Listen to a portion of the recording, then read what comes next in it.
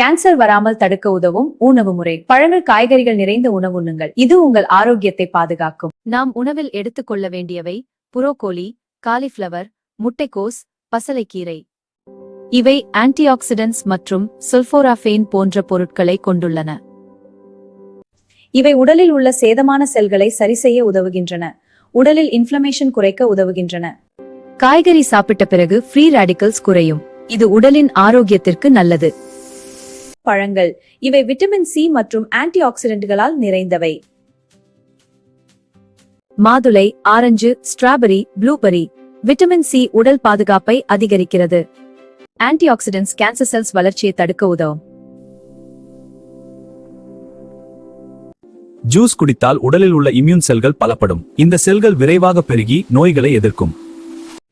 பாதாம், வால்நட், ஆளி விதை, சியா விதை.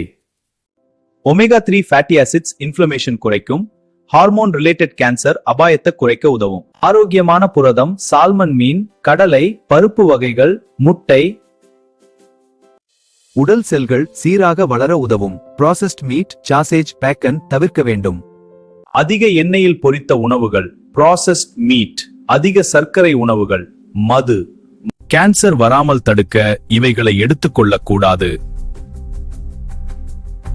கேன்சர் வராமல் தடுக்க தினமும் சாப்பிட வேண்டிய 5 உணவுகள் தெரியுமா? கீரைகள் உடலை டீடாக்ஸ் செய்கிறது. பழங்கள் இம்யூனிட்டி அதிகரிக்க குறைக்கும்.